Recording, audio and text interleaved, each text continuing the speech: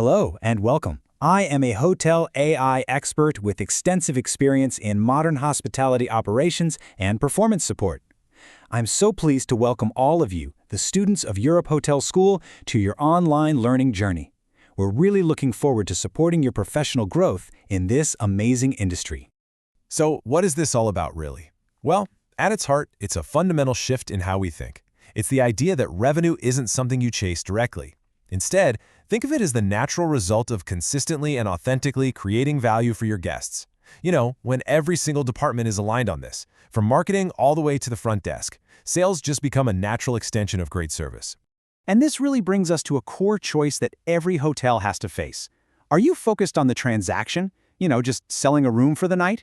Or are you focused on building a relationship, on the guest's entire experience and earning their long-term trust? See, the transactional mindset, it's all about maximizing today's sale.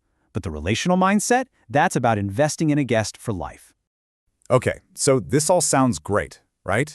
But how do you actually build this kind of relational, value-driven culture? Well, I can tell you one thing, it does not happen by accident. And it's certainly not about putting a new poster up in the break room. It has to start from the top. The entire structure, it really rests on one critical foundation: strong, intentional leadership. Just think about it for a second. Your team is always watching you. They see how you handle a guest complaint, they hear how you talk about performance targets versus guest satisfaction, and they definitely notice what gets celebrated. These actions, they send much clearer signals about what truly matters in your organization than any mission statement ever could. This quote, it really gets to the heart of a leader's role, doesn't it? It's not just about setting goals, it's about setting the entire ethos of the place. When a leader demonstrates that genuine service is the real path to revenue, it empowers the whole team to act like trusted advisors, not like high-pressure salespeople. All right, so with that leadership tone set, we can then start using some specific tools to actively shape and reinforce this culture day in and day out. And two of the most powerful tools we have are the language we use internally and the actions we choose to celebrate publicly. The words we use create the worlds we live in. If your internal conversations are all about hitting targets and quotas, well, your team is naturally going to focus on the numbers. But what happens if you start talking about guest outcomes and finding solutions? The focus immediately shifts to the guest's actual needs. This shared vocabulary aligns everyone, making sure marketing, sales, and service are all telling the exact same value-driven story. It's simple. What gets recognized gets repeated. Think about it. If the only person getting a shout-out at the team meeting is the one with the highest ancillary sales, what message does that send to everyone else? But by also celebrating the team member who creatively solved a guest's tricky problem or who received a glowing review for their empathy, well, you're showing that the quality of the interaction is just as important as the quantity. Okay, so we've got the foundation, we have the tools. Now we need the operating system, the daily processes and systems that turn these cultural values from just abstract ideas into concrete, repeatable actions. And this, right here, is the key question every manager has to answer. It's one thing to talk about providing value. It's a whole other thing to actually build it into the very fabric of your daily operations. The answer? It lies in really well-designed processes and, this is crucial, feedback loops. And look, this isn't some one-time training event. It's a continuous cycle. Every single guest interaction is an opportunity to gather feedback, whether it's direct or indirect.